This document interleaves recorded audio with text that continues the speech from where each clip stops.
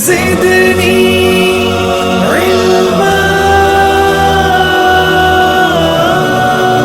अस्सलाम वालेकुम व्यूअर्स, कैसे हैं आप? आई होप कि आप सब खैरियत से होंगे। मेरी दुआ है कि आप सब खुश रहें, आबाद रहें। तो व्यूअर्स, आपको इस वीडियो में मैंने ये बताना है कि अगर आप 550 वाट का पैनल यूज़ करते हैं या 450 वाट का पैनल यूज़ करते हैं, यानी कि बड़ा पैनल अगर आप यूज़ करते हैं, तो क्या 12 वोल्ट का लोड उसके साथ चलाया जा सकता है या नहीं। क्योंकि बहुत सारे लोग ये समझते हैं कि जैसे 12 वोल्ट का लोड सिर्फ छोटे पैनल पर चलाया जा सकता है, यानी जैसे 150 वाट्स या 180 वाट्स का जो पैनल मिलता है या 200 वाट्स का जो पैनल मिलता है, सिर्फ 12 वोल्ट का लोड उसी से PWM कंट्रोलर लगा के चलाया जा सकता है।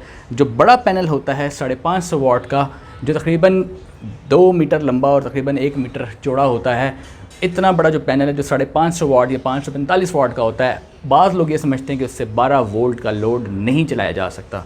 इस वीडियो में मैं आपको ये बताऊँगा कि आप छोटे 4 पैनल लगाने के बजाय एक बड़ा पैनल अगर इस्तेमाल कर लें तो उसकी भी एफिशिएंसी उन 4 पैनल से ज़्यादा मिलेगी आपको। यानी 150 वाट्स का जो स्मॉल पैनल्स होते हैं बहुत ज़्यादा जगह भी लेंगे और उसकी कॉस्ट भी ज़्यादा आएगी। एक बड़ा पैनल अगर आप लगाएंगे तो उसकी कॉस्ट भी कम आएगी, उसकी एफिशिएंसी भी ज़्यादा होगी। तो इस वीडियो में ये सारी चीज़ें मैं एक्सप्लेन करने जा रहा हूँ। चलिए शुरू करते हैं। तो व्यूअर्स, सबसे पहले मैं आपको ये बताता हूँ कि अगर आप देखें 150 वाट्स के 4 पैनल यूज़ करते हैं, 150 वाट्स या 180 वाट्स की कैटेगरी में अगर आप 4 पैनल्स यूज़ करते हैं, तो आप ये देखें कि आपके ये पैनल्स आपकी जो रूफ टॉप है, छत है, उसके ऊपर ही कितनी ज़्यादा जगह लेंगे। ज़ाहिर है कि एक पैनल, एक स्टैंड आप लेंगे और एक ही स्टैंड के ऊपर ये दोनों पैनल आ जाएंगे और एक स्टैंड के ऊपर ये दोनों पैनल आ जाएंगे। इसका ये मतलब हुआ कि अगर आप 4 पैनल इस्तेमाल करते हैं 150 वाट्स के, तो आपकी रूफ़ के ऊपर आपकी जगह भी ज़्यादा इस्तेमाल होगी। इसके अलावा आप ये देखें कि ज़ाहिर है कि अगर आप 4 पैनल यूज़ कर रहे हैं और साथ MPPT का इस्तेमाल कर रहे हैं, एक तो ये है कि आप PWM का इस्तेमाल कर रहे हैं, चार्ज कंट्रोलर, और दूसरा ये है कि आप MPPT का इस्तेमाल कर रहे हैं, चार्ज कंट्रोलर, ठीक है। और तीसरी सूरत ये हो सकती है आप कंट्रोलर यूज़ ही नहीं कर रहे, बैटरी यूज़ ही नहीं कर रहे, सिर्फ 4 पैनल इस्तेमाल कर रहे हैं डायरेक्टली। यानी आपके घर में फॉर एग्ज़ाम्पल 4 पंखे हैं, बड़े स्टैंड वाले पंखे हो जाएं या फॉर एग्ज़ाम्पल AC/DC पंखे, सीलिंग फ़ैन हो जाएं। तो अगर फॉर एग्ज़ाम्पल आपका एक फ़ैन है इस तरह, तो आपने ये डायरेक्टली इसको फ़ीड कर दिया। दूसरा आपका AC/DC फ़ैन है इस तरह, आपने directly without battery, without charge controller इसको फ़ीड कर दिया। तीसरे पंखे को भी आपने डायरेक्ट वायर दे दी, चौथे को भी आपने डायरेक्ट वायर दे दी, ठीक है। ये चारों पंखे चल सकते हैं डायरेक्टली। ड्रॉबैक क्या है? ड्रॉबैक ये है कि व्यूअर्स, जब सूरज की रोशनी कम होगी तो इसकी स्पीड भी कम होगी, जब सूरज की रोशनी ज़्यादा होगी तो इसकी स्पीड भी ज़्यादा होगी। और व्यूअर्स, इसका दूसरा ड्रॉबैक ये है, क्योंकि ये AC/DC फ़ैन है, तो आपको पता है कि AC/DC जो फ़ैन होता है उसके साथ एक सर्किट होता है, ये सर्किट होता है इसके साथ वो, और सर्किट के साथ 2 वायरिंग होती हैं। एक 12 वोल्ट की वायरिंग करनी पड़ती है, एक 220 वोल्ट की वायरिंग करनी पड़ती है। अब 220 वोल्ट की वायरिंग तो आपके घर में ऑलरेडी पाइप्स के अंदर हुई हुई होती है। तो अगर आप अपने पुराने पंखे उतार लें 220 वोल्ट वाले और AC/DC पंखे वहाँ पर लगा दें, तो 220 वोल्ट की सप्लाई तो आपके जो पाइप के अंदर जो वायरिंग हुई है वहाँ से मिल जाएगी। अब अगला सवाल लोग ये करते हैं कि क्या ये 12 वोल्ट की वायरिंग भी हम उसी पाइप में कर सकते हैं? नहीं कर सकते, क्योंकि 12 वोल्ट की जो वायरिंग है वो डिस्टर्ब होगी। वो ये DC सिग्नल है, ये AC है, ये लाइन न्यूट्रल है, इसमें 220 वोल्ट AC जा रहे हैं, इसमें 12 वोल्ट DC जा रहे हैं। लिहाजा एज़ पर इंटरनेशनल स्टैंडर्ड, यानी अगर स्टैंडर्ड की बात करें, और दूसरी बात यह है कि अगर हम टेक्निकली बात करें तो इस वायर को इसके साथ इंस्टॉल नहीं करना चाहिए। अलग पाइप में या अलग डकपट्टी में इसको इंस्टॉल करना पड़ता है। AC/DC फ़ैन के साथ जो सर्किट होता है उसकी 220 वोल्ट वाली सप्लाई तो आप दे देंगे ईज़िली, जो आपके पाइप के बेसिकली अंदर से वायरिंग हो रही है, ठीक है। 12 वोल्ट की वायरिंग या तो आप एक्सटर्नल दें या डकपट्टी लगा के दें या अलग पाइपिंग करके दें, ठीक है। तो ये अगर आप नया घर बना रहे हैं तो इस बात का आपको पहले ख्याल रखना चाहिए कि नया घर आजकल अगर आप कंस्ट्रक्शन कर रहे हैं तो सोलर की वायरिंग आपको पहले बहुत अच्छे तरीके से करवानी चाहिए। यानी कि हर पंखे के साथ एक खाली पाइप आपको लाजमी छोड़ना चाहिए, उसके अंदर वायर अगर आप DC डलवा दें तो बहुत अच्छा है। फ्यूचर में जब AC/DC पंखे लगाने होंगे तो आपको एक्सटर्नल डकपट्टी लगाने की ज़रूरत नहीं पड़ेगी।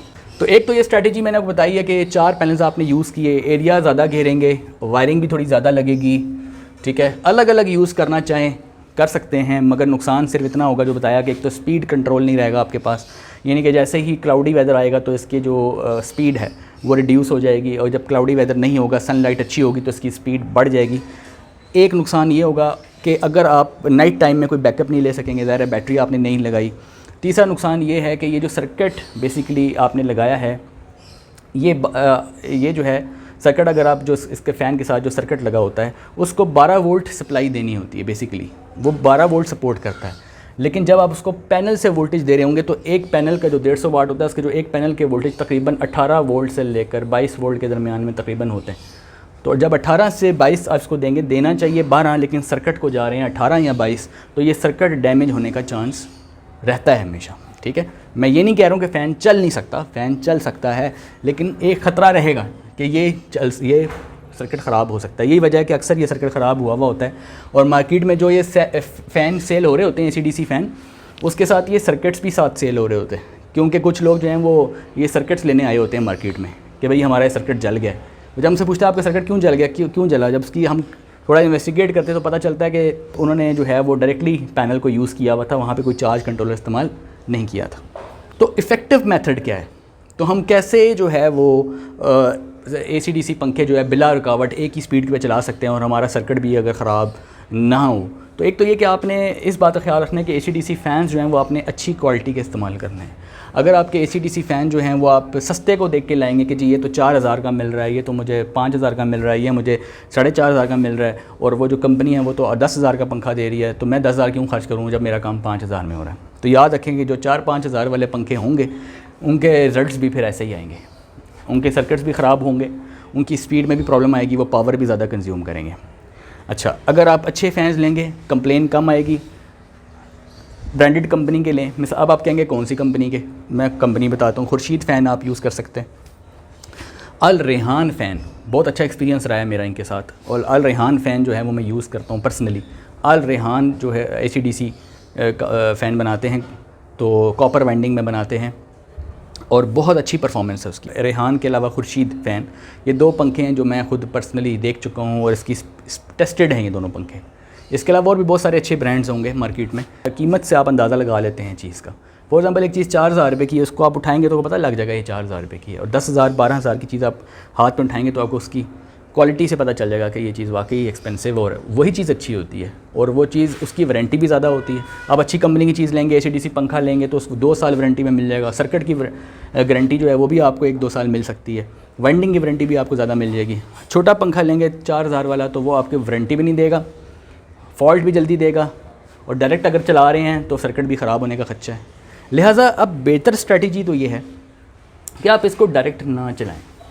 ठीक है, क्योंकि अगर आप कहते हैं ना कांस्टेंट स्पीड मिले, फॉर एग्जांपल आपका स्कूल है, मदरसा है, वहाँ पे AC/DC पंखे ज़्यादा सूटेबल हैं, कोशिश करें कि वहाँ AC/DC पंखे आप इंस्टॉल कर लें। 220 वोल्ट वाले पंखे उतार दें। अगर आप सोलर पे शिफ्ट होने का इरादा रखते हैं तो AC/DC फ़ैन आपके लिए ज़्यादा इसलिए बेहतर हैं कि उनकी पावर कंजम्पशन कम है, क्योंकि आम तौर पे जो घर में पंखे लगे होते हैं वो 80 वाट से लेकर 100 वाट तक कंज्यूम करते हैं। स्पीड पे डिपेंड करता है करंट कितना जा रहा है। लेकिन अगर आप यकीन मानिए AC/DC पंखे को इस्तेमाल करेंगे तो आप अच्छी क्वालिटी का अगर आप यूज़ करेंगे तो आप यकीन करें कि आपको ये महसूस भी नहीं होगा कि ये 220 वोल्ट वाला पंखा चल रहा है या 12 वोल्ट वाला पंखा चल रहा है, आपको महसूस भी नहीं होगा। इसी तरह स्टैंड वाले जो पंखे जिसको पेडिस्टल फ़ैन कहते हैं वो भी आप DC पंखे आप यूज़ कर सकते हैं। वो तकरीबन 4 से 5 एम्पेयर करंट लेता है, 5 एम्पेयर वो तकरीबन करंट लेता है, और आप आराम से एक पैनल के ऊपर वो पंखा चला सकते हैं।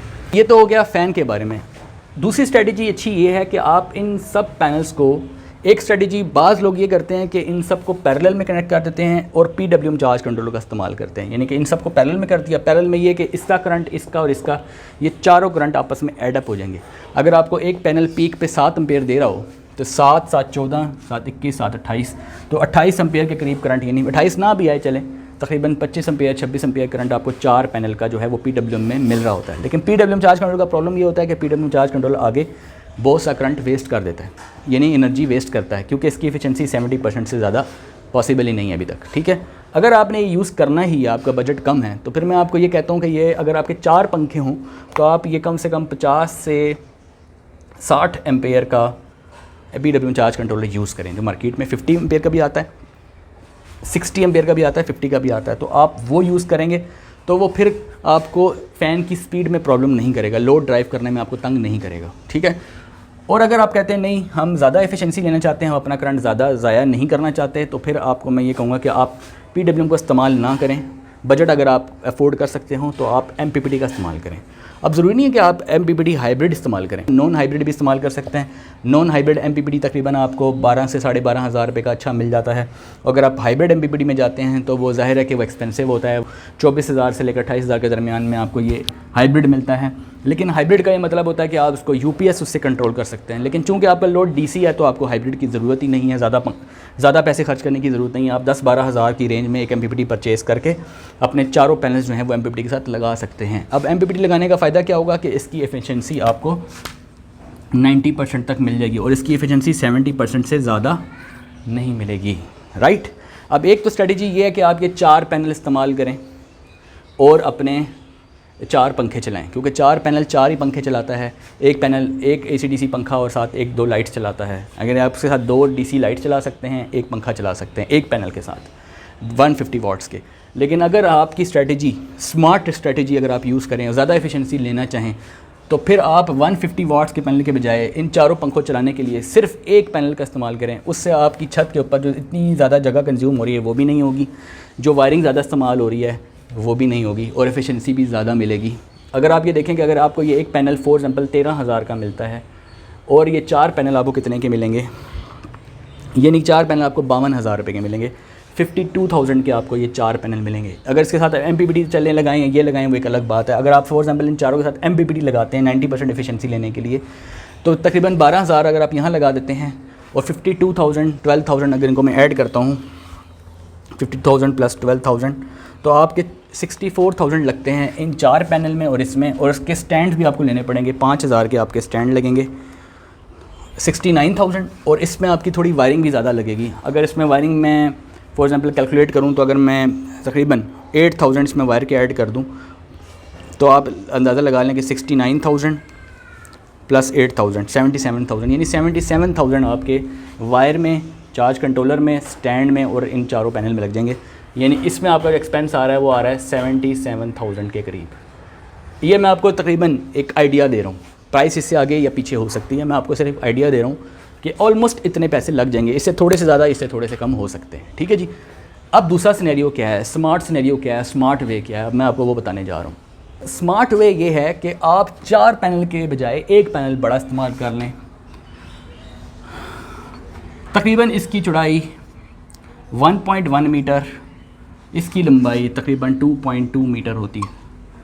550 वाट का पैनल हो या 545 का हो, 535 का हो, ठीक है, 540 का हो, 560 का हो, कोई भी एक ग्रेड पैनल आप परचेज़ कर लें। आजकल लोग हाइमो 6 का बूम आया हुआ है, हाइमो 6 ले लें, हाइमो 5 ले लें, ठीक है, डबल ग्लास में ले लें, बाई फेशियल ले लें, 450 वाट का ले लें, 550 वाट का तो बेटर रहेगा, उसमें पंखे ईजिली मैनेज हो जाएंगे, बैटरी भी थोड़ी चार्ज हो जाएगी, तो 550 का बेटर है।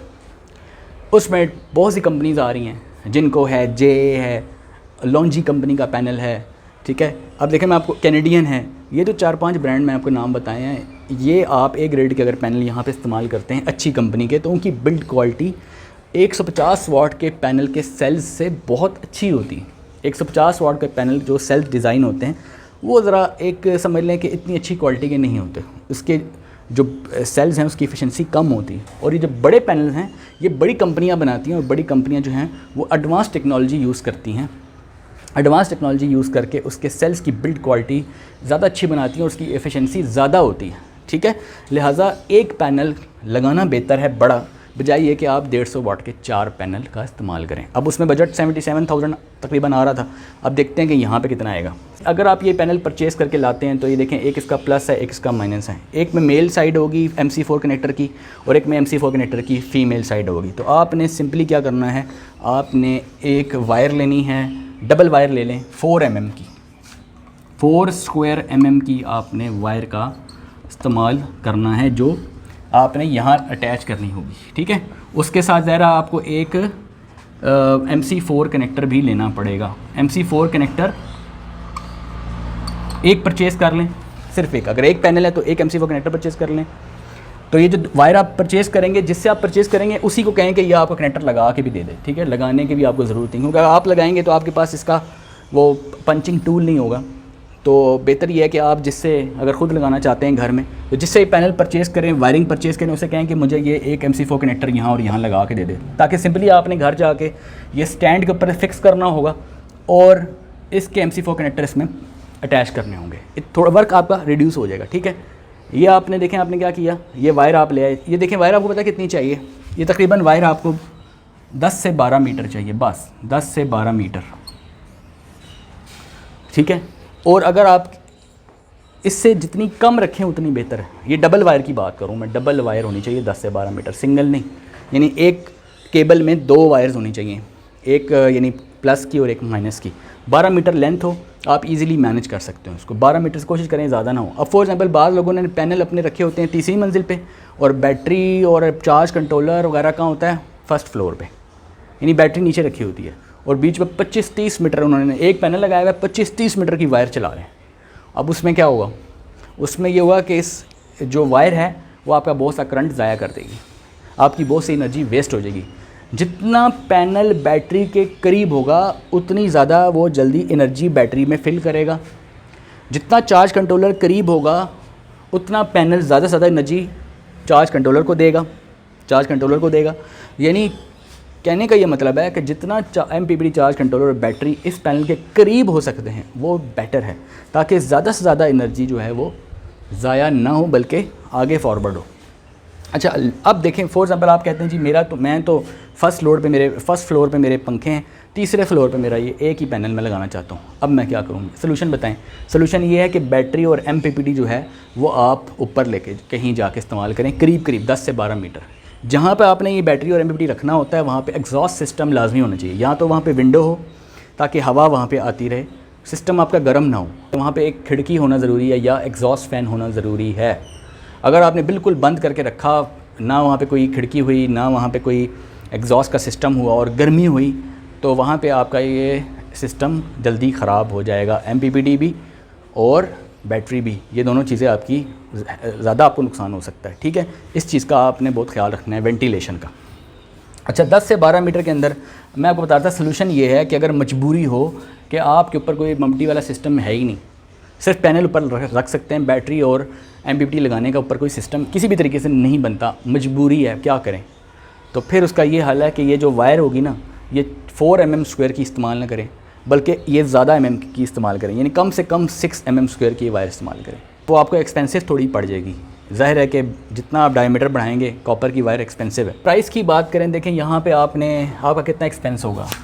यहाँ पे आपका ये समझें कि ये पैनल तकरीबन 45,000 का भी मार्केट में आपको मिल सकता है। ठीक है, ज़रूरी नहीं है कि आपने हाइमो 6 ही ख़रीदना है। जो 550 वाट का पैनल A ग्रेड में जो कंपनीज़ बताई आपको, लॉन्जी का मिल जाए, कैनेडियन का मिल जाए, जे का मिल जाए, जिनको का मिल जाए, ट्रीना का मिल जाए, जिसका भी मिल जाए ले लें। बाईफेशियल मिल जाए, एक साइड पे मिल जाए, ठीक है, कोई ज़्यादा फ़र्क नहीं है। ठीक है, सिर्फ पैनल बेचने के लिए कंपनी जो है वो कह रही होती है ये ले लें, तो ये तो बस यही है, इसके अलावा बाकी सब फेल, ऐसा नहीं है। ये जितनी कंपनीज़ के नाम लिए हैं सबके पैनल्स बहुत अच्छे हैं और इनमें सिर्फ 19-20 का फ़र्क है। ठीक है, तो ये सब पैनल बेचने के लिए लोग जो है ना वो इस तरह की बातें कर रहे होते हैं कि ये ले लें तो बस ये पता नहीं कितना एफिशिएंट है, कितना ज़्यादा एफिशिएंट हो जाएगा। डबल ग्लास में कितना एफिशिएंसी ज़्यादा मिल जाएगी, 2%, 1%, तो वो कोई it's not a big difference. ठीक है, तो अगर आप जो है 45,000 का आपका पैनल आ जाएगा, वायरिंग आपकी 8,000 की आ जाएगी, 8,000 की आपकी समझ लें वायरिंग आ गई। इसके साथ एक सिंगल स्टैंड लगाना है आपने जिसके ऊपर ये पैनल खड़ा होगा, वो स्टैंड आपको मिल जाएगा तकरीबन 3,000 तक का आपको स्टैंड मिल जाएगा। अच्छा स्टैंड चले मैं 3,500 लगा लेता हूँ, 3,500 का आपको ये स्टैंड मिल जाएगा। स्टैंड आ गया, पैनल आ गया, वायरिंग आ गई और MPPT वही 12,000 का जो है आपका MPPT आ जाएगा, तकरीबन 12,000 में आपका MPPT आ गया। राइट, बस यही एक्सपेंस है आपका। तो देखें 12,000 में मैंने ऐड किया 8,000, 20,000, 23,500 प्लस 45,000, आपका खर्चा आएगा 68,000। 68,000 वहाँ कितना आ रहा था 77 और यहाँ कितना आ रहा है 68, यानी इसमें वायर भी हो गई और इसमें आपका MPPT भी हो गया, उसमें पैनल भी हो गया, इसका स्टैंड भी हो गया। तो वहाँ पे वो 4 पैनल थे, 2 स्टैंड थे, एरिया ज़्यादा था। और यहाँ देखें स्टैंड छोटा, एक ही पैनल, ठीक है, एक MC4 कनेक्टर और टेंशन भी कोई नहीं है, एक ही चीज़ है आपके पास, उसको संभालना भी आसान है। सिर्फ आपने एक बैटरी का इस्तेमाल किया है, 4 पंखे लगाए हैं, एक MPPT लगाया है और एक पैनल लगाया है।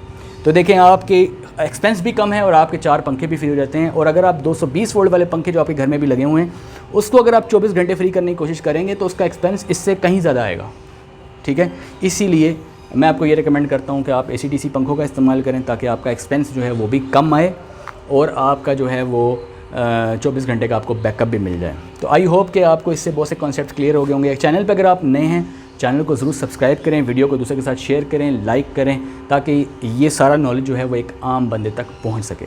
आई होप कि आपको ये वीडियो पसंद आई होगी। मिलते हैं नेक्स्ट वीडियो में, तब तक के लिए अल्लाह हाफ़िज़।